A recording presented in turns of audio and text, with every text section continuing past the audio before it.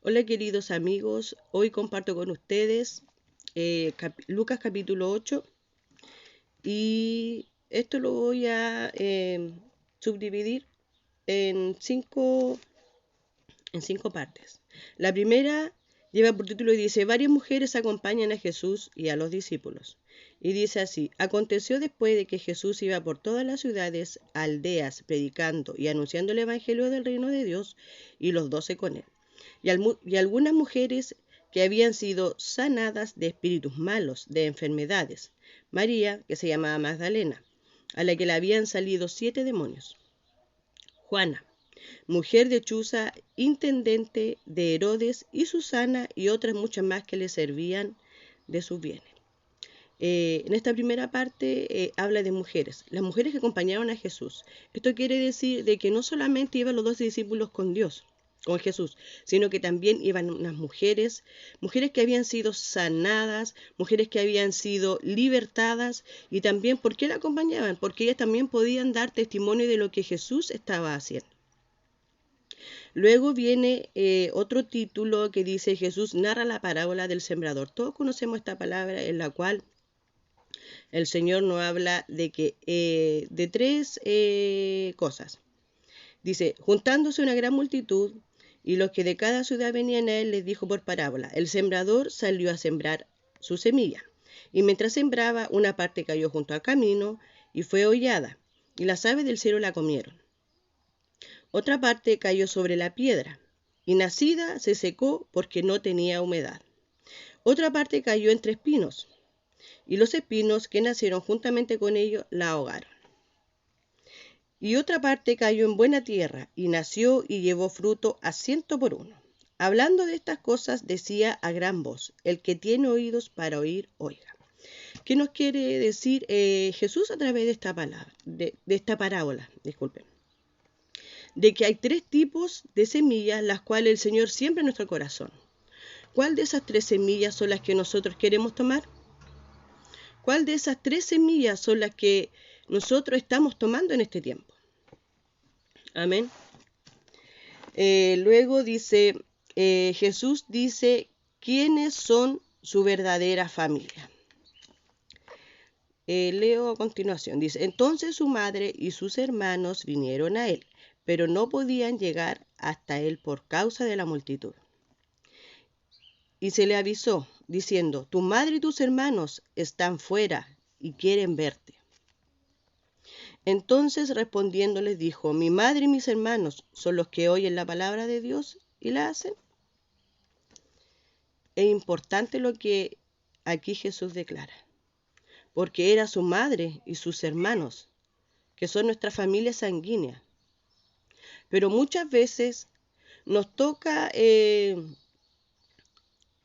a nosotros esta palabra, porque muchas veces somos nosotros los seguidores de Jesús, no nuestra familia sanguínea, que son nuestra madre, nuestros hermanos, tal vez nuestros tíos, primos. Pero ¿cuál es verdaderamente nuestra familia? Son los que siguen a Cristo. Son aquellos hermanos que se van añadiendo en el camino, que primero son amigos y ya luego son hermanos, a los cuales amamos tanto como a nuestra propia familia. Amén. Así que, aunque muchas veces nos digan, no, es que tu familia aquí, tu familia acá, mi familia es la que el Señor ha ido añadiendo en el camino. Mi madre, mis hermanos, mis tíos, mis primos, son los que mi madre eligió para mí. Pero ya estamos grandes y depende de nosotros elegir a quién queremos como familia.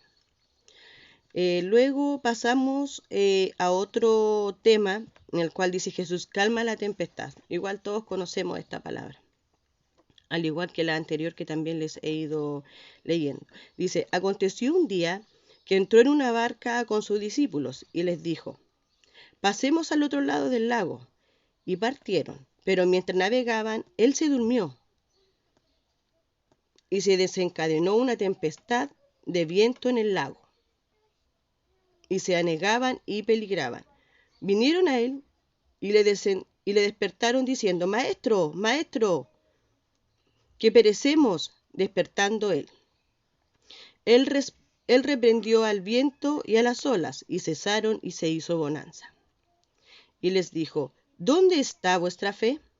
Y atemorizados se maravillaban y se decían unos a otros: ¿Quién es este que aun a los vientos y a las aguas manda y le obedecen? También conocemos esta palabra, en la cual el Señor también nos da una clara enseñanza de que muchas veces queremos hacer algo, pero también muchas veces nuestra fe decae. Pero ¿qué nos dice el Señor a través de esta palabra? Que nuestra fe no debe de decaer. Aunque muchas veces nos sintamos solos, nos sintamos que no tenemos fuerza, de que no podemos seguir adelante. Viene nuestro buen Dios y nos dice: ten fe, yo estoy contigo. No desmayes, no te canses, aquí está tu Dios. Amén. Luego tenemos otra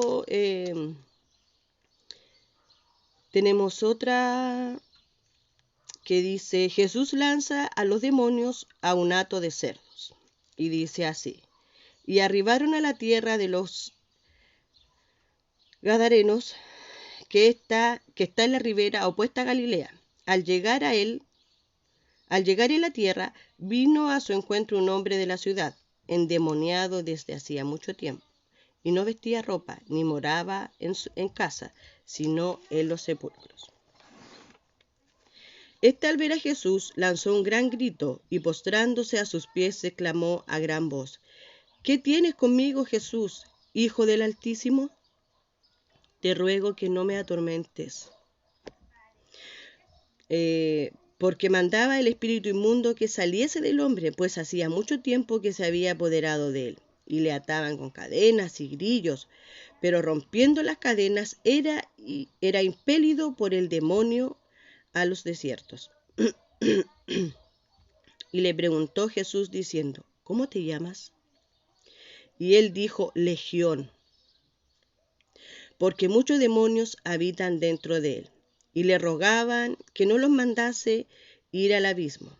Había allí un hato de muchos cerdos que pacían en el monte, y le rogaron que los dejase entrar en ellos, y les dio permiso. Y los demonios, salidos del hombre, entraron en los cerdos, y el hato se precipitó por un despeñadero al lago y se ahogó. Y a los que apacentaban los cerdos, cuando vieron lo que había acontecido, huyeron, y yendo dieron aviso en la ciudad y por los campos.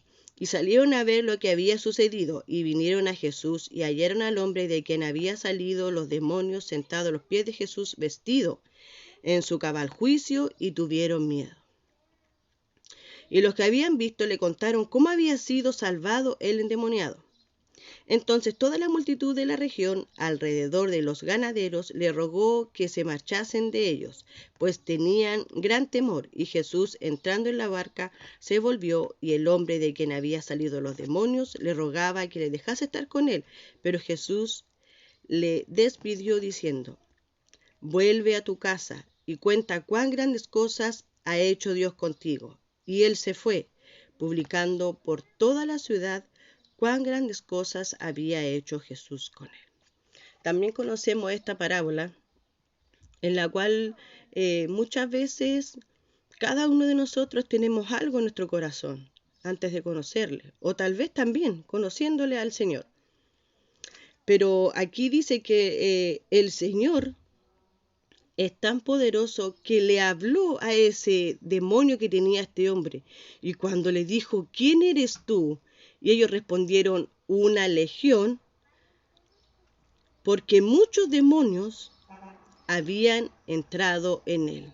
Qué increíble el poder que tiene el Señor para no tan solo sacar un demonio, sino que una legión entera. Y damos gracias a Dios por eso, porque el Señor es tan poderoso de que su amor, su magnificencia es tan grande que no hay algún número que Él pueda sacar. El amor de Él es infinito, Él todo lo puede hacer. Y los demonios salieron y le pidieron que por favor se aposentaran ellos en los cerdos. Imagínense el temor, el miedo que ellos tuvieron de Jesús, de que no se querían ir al abismo. Y pidieron ser reubicados, por así decirlo, sobre los cerdos. Luego, acá hay otro texto que lleva, dice, Jesús sana a una mujer con flujo de sangre y resucita a una niña. Cuando volvió Jesús, le recibió la multitud con gozo porque todos le esperaban. Entonces vino un varón llamado Jairo, que era el principal de la sinagoga, y postrándose a los pies de Jesús, le rogaba que entrase a su casa, porque tenía una hija única, como de 12 años, que se estaba muriendo. Y mientras iba, la multitud le oprimía, pero una mujer que padecía de flujo de sangre desde hace 12 años y que había gastado en médicos todo cuanto tenía y por ninguno había podido ser curada, se le acercó por detrás y tocó solamente el borde del manto, y al instante se detuvo el flujo de sangre. Entonces Jesús le dijo, ¿quién es el que me ha tocado? Y negando todos, dijo Pedro y los que con él estaban, Maestro, la multitud te aprieta y te oprime, y dices, ¿quién es el que me ha tocado? Pero Jesús dijo, alguien me ha tocado, porque yo he conocido que ha salido poder de mí. Entonces, cuando la mujer vio que no había quedado oculta, vino temblando y postrándose a sus pies, le declaró delante de todo el pueblo por qué causa le había tocado, y como al instante había sido sana. Y él le dijo, hija, tu fe te ha salvado, ve en paz. Estaba hablando aún cuando vino uno de la casa principal de la sinagoga a decirle, tu hija ha muerto, no molestes más al maestro. Oyéndole Jesús le respondió, no temas, cree solamente y serás salva. Entrando en la casa, no dejó entrar a nadie consigo, sino a Pedro, a Jacob, a Juan y al padre y la madre de la niña. Y lloraban todos y hacían lamentación por ella. Pero él dijo, no lloréis, no está muerta, sino que duerme. Y se burlaban de él, sabiendo que estaba muerta. Mas él, tomándola de la mano, clamó diciendo, muchacha, levántate. Entonces el espíritu volvió. E inmediatamente se levantó, y él mandó a que se le diese de comer. Y sus padres estaban atónitos, pero Jesús les mandó que a nadie dijesen lo que había sucedido. También cada una de estas parábolas son las que cada uno de nosotros hemos escuchado en la predicación, tal vez en la campaña al aire libre, en un congreso. Y son muchas parábolas en las cuales el Señor, para cada una de ellas, tiene algo importante y algo de que muchas personas ven imposible. En la parábola de la mujer con flujo de sangre, la mujer solo tuvo que tener fe. Y el Señor sintió, porque el Señor sabe cuando nuestra fe está alta, cuando nuestra fe tal vez está baja, pero el Señor sintió cuando esta mujer tocó, imagínense, solamente la punta del manto, el borde, disculpen, solamente el borde del manto, y la mujer fue sana. ¿Cuán grande era su fe? Cuando también resucita a la hija de Jairo. Jairo, ¿qué quería? Que fuera rápido, pronto ya. Pero Jesús seguía caminando, la gente lo seguía tocando, oprimiendo.